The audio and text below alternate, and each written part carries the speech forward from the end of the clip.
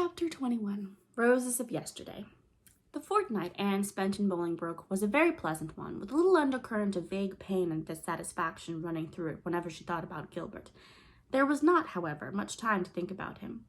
Mount Holly, the beautiful old Gordon homestead, was a very gay place, overrun by Phil's friends of both sexes.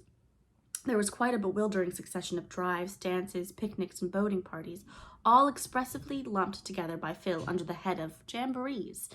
Alec and Alonzo were so constantly on hand that Anne wondered if they ever did anything but dance attendance on that will-o'-the-wisp of a Phil.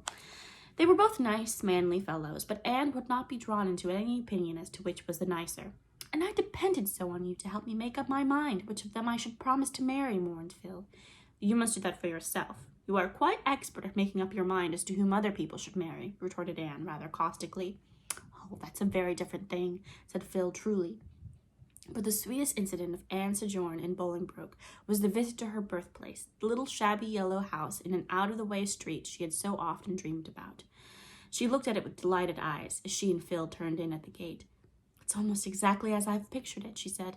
"There's no honeysuckle over the windows, but there is a lilac tree by the gate. And yes, there are the muslin curtains in the windows. How glad I am it is still painted yellow."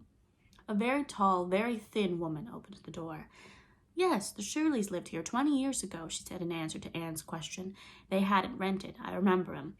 They both died of fever at once. It was terrible sad. They left a baby. I guess it's dead long ago. It was a sickly thing. Old Thompson's wife took it, as if they had enough of their own." "It didn't die," said Anne, smiling. "I was that baby." "You don't say so." "Why, you have grown," exclaimed the woman, as if she were much surprised that Anne was not still a baby. "Come to look at you, I see the resemblance. You're complected like your pa. He had red hair, but you favor your ma in your eyes and mouth. She was a nice little thing. My daughter went to school to her and was nigh crazy about her. They was buried in the one grave, and the school board put up a tombstone to them as a reward for faithful service. Will you come in?" "Will you let me go all over the house?" asked Anne eagerly. "Laws, yes, you can if you like. 'Twon't take you long. There ain't much of it. I keep at my man to build a new kitchen, but he ain't one of your hustlers. The parlor's in there, and there's 2 rooms upstairs. Just prowl about yourselves. I've got a seat to the baby. The east room was one we were born in. I remember your ma saying she loved to see the sunshine. And I mind hearing that you was born just as the sun was rising, and its light on your face was the first thing your ma saw." Anne went up the narrow stairs and into that little east room with a full heart. It was a shrine to her. Here her mother had dreamed the exquisite happy dreams of anticipated motherhood. Here that red sunrise light had fallen over them both in the sacred hour of birth. Here her mother had died. Anne looked about her reverently, her eyes dim with tears. It was for her one of the jeweled hours of life that gleam out radiantly forever in memory. "Just to think of it, Mother was younger than I am now when I was born," she whispered. When Anne went downstairs, the lady of the house met her in the hall. She held out a dusty little packet tied with faded blue ribbon. "Here's a bundle of old letters I found in that closet upstairs when I came here," she said. "I don't know what they are. I never bothered to look in 'em, but the address on the top is one Miss Bertha Willis, and that was your ma's maiden name. You can take 'em if you care to have 'em." "Oh, thank you," cried Anne, clasping the packet rapturously. "That was all that was in the house," said her hostess. "The furniture was all sold to pay the doctor bills, and Mrs. Thomas got your ma's clothes and little things. I reckon they didn't last among that drove of Thomas youngsters. They was destructive young animals, as I mind 'em." "I haven't one thing that belonged to my mother," said Anne chokily. I could never thank you enough for these letters." "You're quite welcome." "Laws, but your eyes is like your ma's. She could just about talk with hers. Your father was sorter homely, but awful nice. I mind hearing folks say when they was married that there never was 2 people more in love with each other. Poor creatures, they didn't live much longer, but they was awful happy while they was alive, and I suppose that counts for a good deal." Anne longed to get home to read her precious letters, but she made one little pilgrimage first. She went alone to this green corner of the old Bolingbroke cemetery where her father and mother were buried, and left on their grave the white flowers she carried. Then she hastened back to Mount Holly, shut herself up in her room, and read the letters. Some were written by her father, some by her mother. There were not many, only a dozen in all, for Walter and Bertha Shirley had not been often separated during their courtship. The letters were yellow and faded and dim, blurred with the touch of passing years. No profound words of wisdom were traced on the stained and wrinkled pages, but only lines of love and trust. The sweetness of forgotten things clung to them, the far-off, fond imaginings of those long-dead lovers. Bertha Shirley had possessed the gift of writing letters, which embodied the charming personality of the writer in words and thoughts that retained their beauty and fragrance after the lapse of time. The letters were tender, intimate, sacred. To Anne, the sweetest of all was the one written after her birth to the father on a brief absence. It was full of proud young mother's accounts of baby, her cleverness, her brightness, her thousand sweetnesses. "I love her best when she is asleep, and better still when she is awake," Bertha Shirley had written in the postscript. Probably it was the last sentence she had ever penned. The end was very near for her. "This has been the most beautiful day of my life," Anne said to Phil that night. "I've found my father and mother. Those letters have made them real to me. I'm not an orphan any longer. I feel as if I had opened a book and found roses of yesterday, sweet and beloved, between its leaves." Chapter 22. Spring and Anne returned to Green Gables. The firelight shadows were dancing over the kitchen walls at Green Gables, for the spring evening was chilly. Through the open east window drifted in the subtly sweet voices of the night.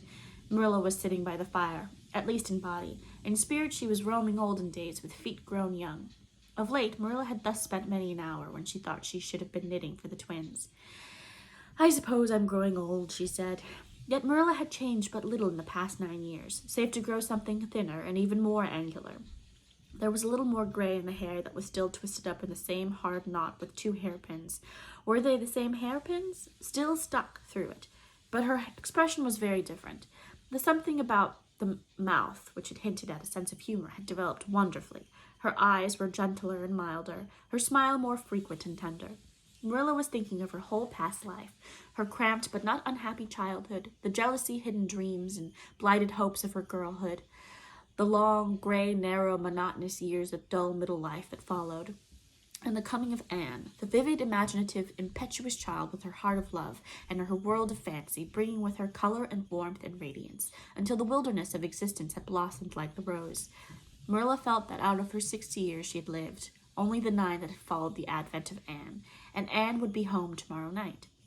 The kitchen door opened. Marilla looked up, expecting to see Mrs. Lynde. Anne stood before her, tall and starry-eyed, with her hands full of mayflowers and violets.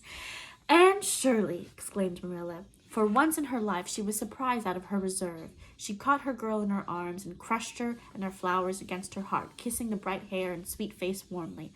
"I never looked for you till tomorrow night. How did you get from Carmody?" "Walked, dearest of Marillas. Haven't I done it a score of times in the Queen's days? The mailman is to bring my trunk tomorrow. I just got homesick all at once and came a day earlier. And oh, I've had such a lovely walk in the May twilight. I stopped by the Barrens and picked those mayflowers. I came through Violet Vale. It's just a big bowl full of violets now. The dear sky-tinted things. Smell them, Marilla. Drink them in." Marilla sniffed obligingly, but was more interested in Anne than in drinking violets. "Sit down, child. You must be real tired. I'm going to get you some supper." "There's a darling moonrise behind the hills tonight, Marilla, and oh, how the frogs sang me home from Carmody. I do love the music of the frogs. It seems bound up with all my happiest recollections of old spring evenings, and it always reminds me of the night I came here first. Do you remember it, Marilla?" "Well, yes," said Marilla with emphasis. "I'm not likely to forget it ever. They used to sing so madly in the marsh and brook that year. I would listen to them at my window in the dusk and wonder how they could seem so glad and so sad at the same time. Oh, but it's good to be home again. Redmond was splendid and Bolingbroke delightful, but Green Gables is home." "Gilbert isn't coming home this summer, I hear," said Marilla. "No." Something in Anne's tone made Marilla glance at her sharply, but Anne was apparently absorbed in arranging her violets in a bowl. "See, aren't they sweet?" she went on hurriedly. "The year is a book, isn't it, Marilla? Spring's pages are written in mayflowers and violets, summer is in roses, and autumn's in red maple leaves, and winter in holly and evergreen." "Did Gilbert do well in his examinations?" persisted Marilla. "Excellently well. He led his class, but where are the twins and Mrs. Lynde?" "Rachel and Dora are over at Mr. Harrison's. Davy is down at Bolter's. I think I hear him coming now." Davy burst in, saw Anne, stopped, and then hurled himself upon her with joyful yell. "Oh, Anne, ain't I glad to see ya? Say, Anne, I've grown 2 inches since last fall. Mrs. Lynde measured me with her tape today, and say, Anne, see my front tooth? It's gone."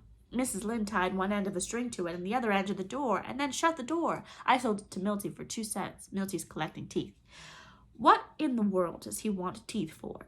asked Marilla. "To make a necklace for playing Indian chief," explained Davy, climbing onto Anne's lap. "He's got 15 already, and everybody else has promised, so there's no use in the rest of us starting to collect too. I tell you, the Bolters are great business people." "Were you a good boy, Mrs. Bolters?" asked Marilla severely. "Yes. But say, Marilla, I'm tired of being good." "You'd get tired of being bad much sooner, Davy boy," said Anne. "Well, it'd be fun while it lasted, wouldn't it?" persisted Davy. "I could be sorry for it afterwards, couldn't I?" "Being sorry wouldn't do away with the consequences of being bad, Davy. Don't you remember the Sunday last summer when you ran away from Sunday school? You told me then that being bad wasn't worthwhile. What were you and Milty doing today?" "Oh, we fished and chased the cat and hunted for eggs and yelled at the echo. There's a great echo in the bush behind the Bolter barn. Say, what is an echo, Anne? I want to know." "Echo is a beautiful nymph, Davy, living far away in the woods and laughing at the world from among the hills." "What does she look like?" "Her hair and eyes are dark, but her neck and arms are white as snow. No mortal can ever see how fair she is. She's fleeter than a deer, and that mocking voice of hers is all we can know of her. You can hear her calling at night. You can hear her laughing under the stars, but you can never see her. She flies afar if you follow her, and laughs at you always just over the next hill." "Is that all true, Anne, or is it a whopper?" demanded Davy, staring. "Davy," said Anne despairingly, "haven't you sense enough to distinguish between a fairy tale and a falsehood?" "Then what is it that sasses back from the Bolter bush? I want to know," insisted Davy. "When you're a little older, Davy, I'll explain it all to you." The mention of age evidently gave a new turn to Davy's thoughts, for after a few moments of reflection, he whispered solemnly, "Anne, I'm going to be married." "When?" asked Anne with equal solemnity. "Oh, not until I'm grown up, of course." "Well, that's a relief, Davy. Who is the lady?" "Stella Fletcher. She's in my class at school, and say, Anne, she's the prettiest girl you ever saw. If I die before I grow up, you'll keep an eye on her, won't you?" "Davy, Keith, do stop talking such nonsense," said Marilla severely. "'Tisn't nonsense," protested Davy in an injured tone. "She's my promised wife, and if I was to die, she'd be my promised widow, wouldn't she? And she hasn't got a soul to look after her except her old grandmother." "Come and have your supper, Anne," said Marilla, "and don't encourage that child in his absurd talk."